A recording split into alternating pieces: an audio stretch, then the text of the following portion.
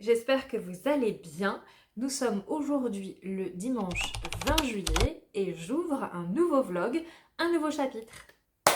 Clap d'ouverture, j'ouvre un nouveau chapitre. Alors ça me fait un peu bizarre d'ouvrir ce nouveau vlog là maintenant parce qu'il y a 5 minutes j'ai clôturé le dernier, mais bon, c'est pas grave. The show must go on comme on dit, donc on y va, on continue. Alors pour vous parler de mes lectures en cours, je lis en ce moment celui-ci, donc ça s'appelle Après minuit de Gillian McAllister, c'est chez Pocket, assez épais, hein, il fait un peu plus de 400 pages, je dirais 450, un truc comme ça, ouais c'est ça. En gros 450 pages, je le lis dans le cadre du prix des nouvelles voix du polar, j'ai du mal, prix des nouvelles voix du polar dans la catégorie étranger, puisqu'il est en compétition avec celui-ci. Donc ça, je l'ai terminé cette semaine et ça, je l'ai commencé. J'en suis à la page 197. Je vais d'abord vous lire la quatrième de couve. 30 octobre 2022, minuit. Dans la banlieue de Liverpool, Jane Brotherhood guette par la fenêtre le retour de soirée de son fils Todd, 18 ans. Elle n'est pas inquiète, c'est un ado responsable. D'ailleurs, le voilà qui remonte la rue. Mais soudain le choc. Elle le voit se précipiter sur un inconnu et le poignarder de sang-froid. Les heures qui suivent sont un enfer. L'incompréhension, le poste de police. Lorsqu'elle se réveille le lendemain, Todd est dans sa chambre comme s'il ne s'était rien passé. Nous sommes le 29 octobre, la veille du meurtre. Dans cette nouvelle réalité à rebrousse-temps, Jen cherche des réponses.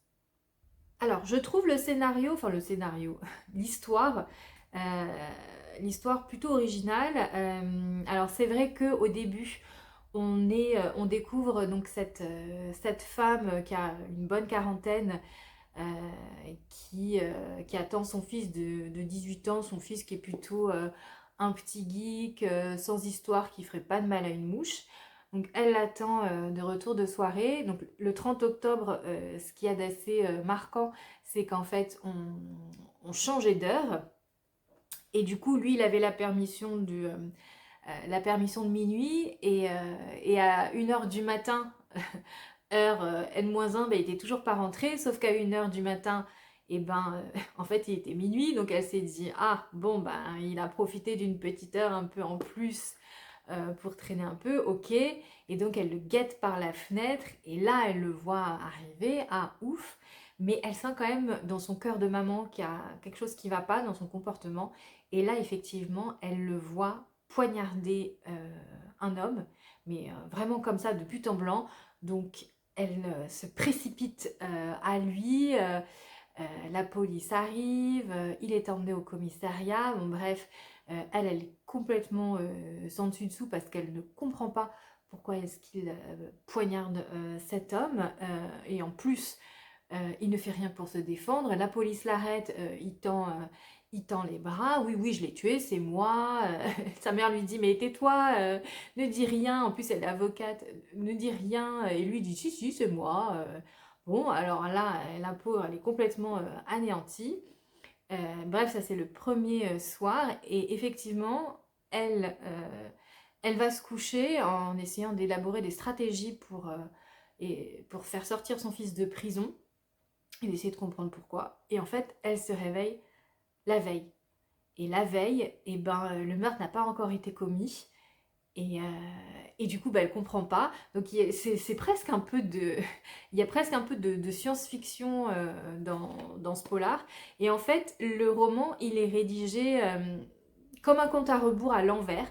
Elle va voyager dans le passé et elle va essayer de trouver des réponses. Pourquoi son fils, qui est un gamin qui a jamais fait parler de lui, pourquoi son fils va tuer d'un coup de couteau un mec qu'elle ne connaît pas du tout. Et, euh, et passer cette première surprise, et une fois qu'on a intégré le fait que le roman est écrit à l'envers, là j'en suis au moment où il y a un espèce de petit twist. Vous savez, quand vous lisez votre livre, puis vous lisez, puis je commençais à trouver ça un peu long, il est déjà assez long, je commençais à trouver le roman un peu long, bon ok, mais où est-ce qu'elle veut en venir, voilà. Et là, à un moment, je lis un truc, et en général ça arrive à la toute fin d'un chapitre, et donc là, je lis la fin du chapitre et je me dis, non, c'est pas vrai. c'est pas possible. Et là, j'en suis pile à ce moment-là, le moment où tu te dis, non mais attends, mais comment c'est possible? Je n'ai rien vu venir. Donc j'en suis pas tout à fait à la moitié, mais alors là j'avoue, l'autrice m'a scotché.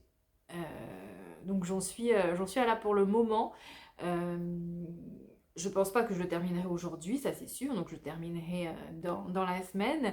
Mais j'ai vraiment, vraiment hâte de savoir ce qui va se passer ensuite et surtout euh, de savoir si Jen va finalement trouver ses réponses et quelles sont ses réponses. Donc je vous ferai un petit update un petit peu plus tard dans la semaine en espérant que ce vlog soit un peu moins décousu que le précédent. Au niveau de ma lecture audio, du coup je soupire, mais je suis toujours dans Prime Time de Maxime Chatham. J'ai dépassé la moitié. Euh, pour rappel, je l'ai déjà dit, mais je le redis brièvement, Prime Time de Maxime Chatham, c'est l'histoire d'une prise d'otage qui a lieu pendant un JT un soir à 20 h. On a un forcené qui arrive et qui prend en otage le présentateur télé et il demande à être diffusé en direct, puisque c'était en plein direct, hein, en plein JT. Et en fait, il annonce la couleur dès le début. Si on coupe le direct, il tue le présentateur. Euh, J'en suis donc un peu plus de la moitié, ça je vous l'ai dit. L'histoire est bien, vraiment l'intrigue est bien, les personnages sont bien, mais c'est long. C'est long, c'est long, c'est long, c'est long. J'aimerais bien en arriver au dénouement là maintenant parce que euh, je trouve ça un peu long. Euh, bon, je sais pas comment ça va se terminer. J'ai pas trop d'idées de la façon dont ils vont sortir de cette prise d'otage. Il y a deux personnages clés dans cette prise d'otage. C'est Charlène qui travaille donc sur la chaîne de télévision, qui est la personne avec qui le preneur d'otage accepte de discuter, puisque enfin, le kidnappeur, le preneur d'otage refuse de discuter avec la police, donc il veut parler qu'à une personne civile, et c'est donc cette fille, Charlène. Et Charlène, elle est épaulée par Yanis, qui est donc un négociateur du raid, et qui va lui dire un petit peu comment se comporter, et ce qu'il faut dire, ce qu'il ne faut pas dire, et qui va l'épauler dans son dialogue avec Kratos, Kratos qui est donc le kidnappeur. Donc, je ne sais pas si je le terminerai cette semaine. Je vais quand même essayer de mettre un petit coup d'accélérateur, mais c'est long. Vraiment, c'est trop long. C'est trop long, mais je vais continuer, hein. Il est très bien, mais juste c'est long. Voilà, je crois que je l'ai dit 5 fois. Au cas où vous ne l'auriez pas compris, c'est long. Mais ça aussi, je vous ferai un petit update au fur et à mesure ou à la fin. Euh, mais, euh, mais voilà, je vous tiendrai donc au courant de cette lecture. Alors sinon, pour faire un petit peu de blabla, je voulais vous dire que hier, avec une copine, on est allé au Paname Art Café. Les Parisiens, je ne sais pas si vous connaissez, c'est du côté de République. C'est en fait le temple, le temple du stand-up. Moi, c'est un truc que j'aime bien. De toute façon, j'adore rigoler. Donc les gens qui me font rire, je les aime encore plus. Et il propose une formule qu'on a faite, c'est brunch plus comedy club. Du coup, on a fait ça. Le brunch était pas mal, hyper copieux parce que il y a au début, on commence par un petit plateau de viennoiserie et de pain qui cale, et plus des crêpes. Donc ça cale déjà pas mal avec un jus de fruits et une boisson chaude. Ensuite, on a un plat. Moi, j'avais pris un espèce de pokéball et il y a un dessert. Donc là, on en est, voilà, on en a jusque là. C'est plutôt bon, c'est plutôt pas mal. Mais on vient pas pour la gastronomie, hein. On vient surtout pour rire. Et ensuite, on se retrouve dans une salle en bas et on a, je dirais, une petite heure où il y a plusieurs humoristes qui s'enchaînent. Et alors, le line-up d'hier était pas mal. J'en connaissais certains. C'est drôle parce qu'il y en a que j'ai déjà vu passer sur Instagram, donc ça me fait bizarre de les voir en vrai. Et c'était vraiment très bien. On a passé un super moment, on a beaucoup ri. On a beaucoup ri. Ils avaient tous des humours et des univers assez différents. C'était assez intéressant. Et du coup, on s'est dit que on reviendrait avec plaisir, parce que je crois qu'il y a beaucoup d'humoristes qui ont commencé là-bas et voilà, qui ont fait leur début et qui aujourd'hui sont ultra connus. Et, et voilà, moi j'ai bien aimé le principe. Du coup, bah, si jamais vous aimez aussi, moi je vous recommande, ça s'appelle le Panam je sais pas pourquoi, je sais pas si on dit art ou art, le Panam Art Café. Et on peut, alors moi j'ai fait brunch plus comédie club, mais on peut juste faire comédie club et ils font une formule aussi le soir, dîner plus comédie club. Donc c'est vraiment comme vous le souhaitez, à votre goût. Donc voilà, c'était le bon plan de Christelle du jour. Sur ce, bah du coup, moi je vais vous laisser ici. Je pense que je vais faire le montage du très long vlog que j'ai fait précédemment. Et je vous laisse ici et je vous reprends donc plus tard. Hello hello, j'espère que vous allez bien. Nous sommes le mardi 22 juillet. Oui, c'est ça. Je suis vraiment fatiguée. Nous sommes le soir, je viens de terminer de dîner et je me suis fait une petite salade de fruits. Alors en fait j'ai découpé de la mangue, du pamplemousse et de la banane. En gros j'ai pris les fruits qui me restaient dans mon frigo et j'en ai fait une petite salade. Ça passe toujours très très bien. Le soir après dîner, pardon je parle la bouche pleine. J'adore ça, moi les fruits c'est vraiment la vie. Bon, je vais pas vous parler cuisine ou salade de fruits pendant 3 plombes. Je voulais vous prendre pour faire un petit point sur ma lecture parce que j'ai terminé de lire Après minuit de Gillian McAllister pour le prix des Nouvelles Voix du Polar. Je l'ai terminé aujourd'hui et j'ai beaucoup aimé ce roman et je trouve que vraiment c'est un coup de génie. La narration, que l'histoire en fait aille du moment du plus récent jusqu'au moment le plus ancien et qu'en fait on remonte le compte à rebours, mais, euh, mais enfin c'est une espèce de compte à rebours à l'envers, je sais pas comment dire. En fait on part du jour J et les premières pages c'est le jour J et après à la fin on arrive au J moins, je sais plus combien d'ailleurs, J moins 7230. Donc, euh, donc vraiment, on va suivre, je crois que j'ai déjà raconté l'histoire plein de fois, mais on va suivre Jen dans sa tentative de comprendre pourquoi son fils a tué de sang-froid un homme. euh, Qu'est-ce qui fait qu'il en est arrivé à ce geste-là? Elle va d'abord essayer d'empêcher cet acte, mais en fait, elle va comprendre que peut-être que ces voyages dans le temps et dans le passé à chaque fois, c'est peut-être pas pour empêcher, mais pour essayer de comprendre ce qui fait qu'on en est euh, arrivé là. Et en fait, elle va comprendre plein de choses sur elle, sa famille. Bon, je peux rien dire, sinon je divulgage tout, mais c'est vraiment intéressant cette construction un petit peu à l'envers. C'est une sorte de retour vers le passé et c'est très très original. Il y a pas mal de rebondissements euh, et, euh, et c'est marrant, hein, mais parfois on lit un chapitre et puis vous savez, quand on arrive à la fin, c'est là où il y a vraiment le ting, le truc où on se dit ah quoi? Non, mais j'ai rien vu venir. Euh, et ça, il y en a pas mal, des petits effets waouh en fin de chapitre. Donc vraiment, on est happé par le truc. Le seul petit bémol que j'aurais, c'est que c'est un peu long. Il fait 450 pages.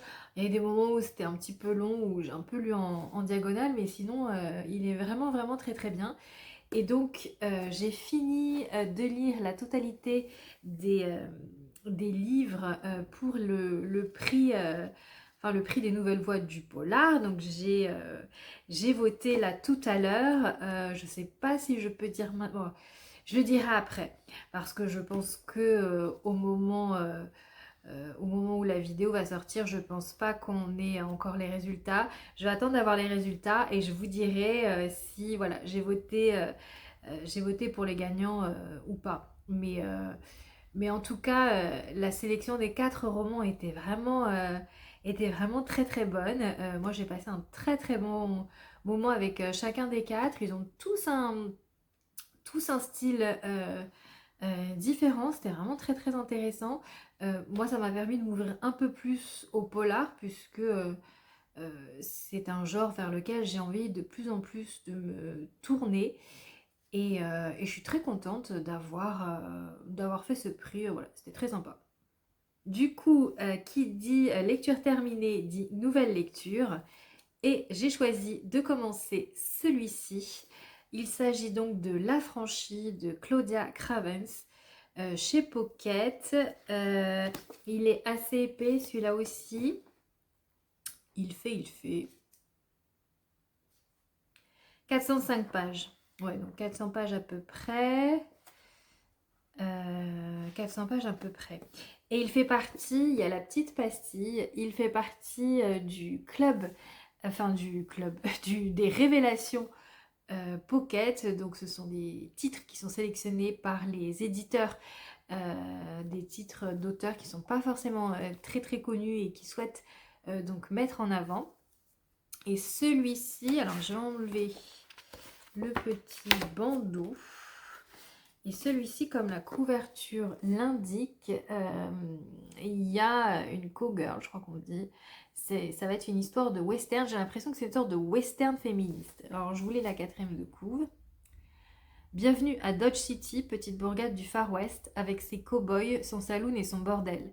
Alors que Bridget, 16 ans, pénètre en ville avec sa mule, sa chevelure rousse attire d'emblée l'attention de la matrone. Serait-elle intéressée par une place au Buffalo Queen, un établissement convenable tenu exclusivement par des femmes? Sans un sou, l'orpheline accepte, se découvrant vite une vraie famille. Seulement, quand la jeune fille décline les avances du shérif pour les beaux yeux d'une femme, chasseuse de primes et as de la gâchette, elle est plongée dans la tourmente.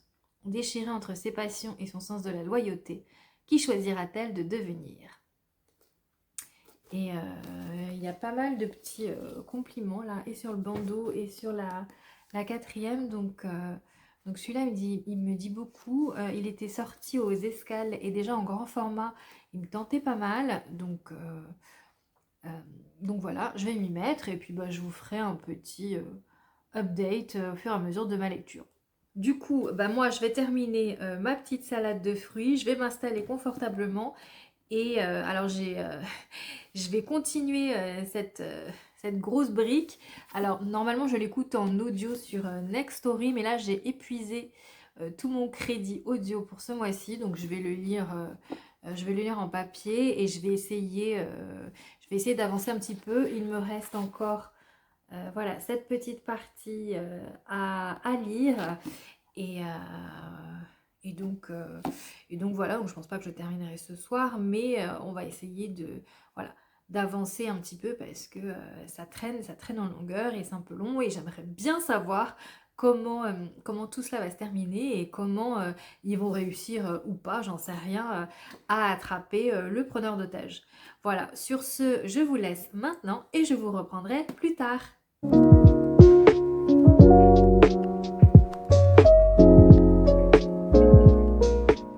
Hello, hello, nous sommes le dimanche 27 juillet et je viens ici clôturer ce vlog. Alors, je suis assez désespérée par le temps.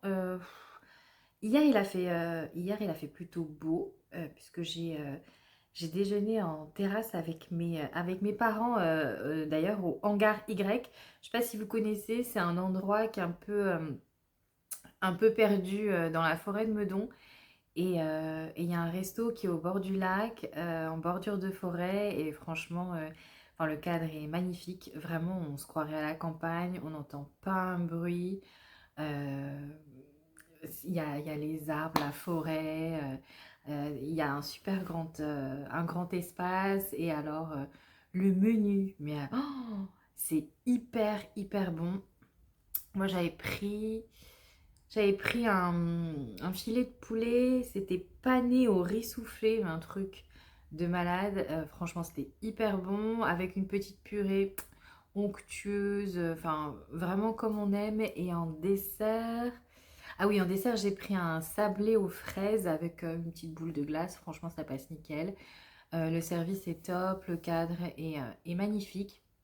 Et vraiment, je vous conseille d'y aller.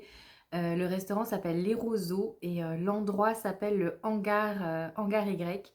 C'est à Meudon, dans la forêt de Meudon. Et vraiment, vraiment c'est canon, quoi. Sinon, au niveau de mes lectures, j'ai enfin terminé ce petit pavé. 550 pages, c'est énorme.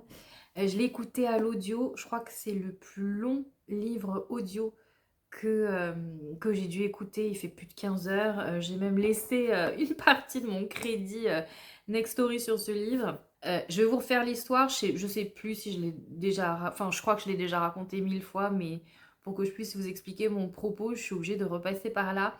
Mais ça va être très court. On est en direct au JT d'une grande chaîne de télévision avec le présentateur vedette qui va présenter le 20h. Le journal est sur le point de commencer. Seulement un forcené arrive et prend en otage le présentateur et il est formel. Si la chaîne arrête de le diffuser en direct, il tue le présentateur. Voilà, c'est à peu près... si le direct est coupé, il le tue. Donc voilà en gros pour le pitch de l'histoire. Et ensuite, il va y avoir un duel, une négociation entre donc, ce preneur d'otage et le GIGN. S'ensuit ensuite une partie, comme une partie d'échecs, il y aura une négociation entre le GIGN et le preneur d'otage. Et ce preneur d'otage, donc d'ailleurs, refuse de parler au GIGN. Il ne veut parler qu'à Charline, qui est, je sais plus, assistante réalisateur, un truc comme ça. Enfin, elle travaille dans le studio. Et il va y avoir un bras de fer entre donc Charline avec derrière elle le GIGN et toute la chaîne. Et en face, donc un preneur d'otage qui a pris en otage donc à la fois le présentateur vedette de la chaîne de télé, mais aussi tous les techniciens caméraman du coup, et maquilleurs, maquilleuses qui étaient présents sur le plateau pendant ce 20h. Voilà, donc ça c'est le point de départ de cette histoire. Et quand j'avais lu le résumé et quand j'ai commencé à rentrer dans l'histoire, vraiment, moi je trouvais cette idée de départ mais génialissime. Surtout que quand on lit la quatrième, on sent que au début c'est très saccadé, donc il y a beaucoup de rythme, on rentre tout de suite dedans et on est vraiment tenu en haleine par cette prise d'otage en se disant mais jusqu'où ça va aller, qu'est-ce qui va se passer, est-ce qu'il va être libéré, est-ce que le présentateur va rester sain et sauf, comment Charline va pouvoir se sortir de cette situation. Et en fait, au fur et à mesure où on avance, c'est vrai que j'ai trouvé qu'il y avait pas mal de longueur. Alors, on n'oublie pas qu'il fait 15 heures d'écoute et 550 pages. Je crois que je l'ai dit 40 000 fois, mais je le redis. Et c'est vrai qu'on rentre dans une psychologie où on étudie un petit peu mieux les personnages, on apprend un petit peu mieux les connaître, un petit peu mieux à les cerner, leurs objectifs, etc. Et c'est vrai que ça prend du temps et que c'est intéressant, mais là vraiment c'est trop long. Il y avait des chapitres, mais ça n'avançait pas. Et ça dure, toute l'action, toute l'histoire se déroule en une nuit. Donc voilà, on a quand même une temporalité très courte pour un résultat qui est quand même très long. Du coup, j'avance. Ça reste intéressant puisque moi j'adore l'histoire, j'adore l'idée de départ, mais vraiment, je trouve ça long. Et puis après, il va y avoir un détail qui me fait tiquer. Je me dis, ah tiens, si ça se trouve c'est ça la fin. Mais comme je suis pas très douée en général dans les polars pour deviner à la fin qui est le méchant ou qui a fait le coup, je me dis bon, J'ai l'impression que c'est ça, mais vu que je suis nulle, je vais pas, je vais pas trop m'écouter. On va avancer dans l'histoire, parce que j'avais entendu des blogueurs et des blogueuses qui disaient que la faim, retournait le cerveau. Je me dis: «Non, ça peut pas être aussi, évident, ça peut pas être ça». Moi, enfin voilà, je continuais en espérant avoir ce retournage de cerveau qu'on m'avait promis et vraiment c'est ce que j'attendais de ce roman. Et puis, bah, j'arrive finalement à la fin. Et là, grosse déception. En fait, j'avais deviné la fin. Bon. Bon, bah là, du coup, un peu de frustration parce que bah, j'ai pas été surprise en fait. Je trouve il a donné quand même pas mal d'indices pour qu'on puisse deviner la fin. Donc c'est dommage. J'ai pas eu le retournement de situation qu'on aime dans les polars où on lit le livre et on se dit waouh, mais non, mais j'avais rien vu. euh, Comment c'est possible et tout. Enfin, en fait, euh, en fait, un bon polar, c'est comme un tour de magie. Euh, ben, quand vous regardez un magicien, vous regardez un tour de magie. Et en fait, votre esprit est occupé à quelque chose. Et pendant que votre esprit est occupé, bah, le magicien, lui, pendant ce temps-là, il fait son petit truc.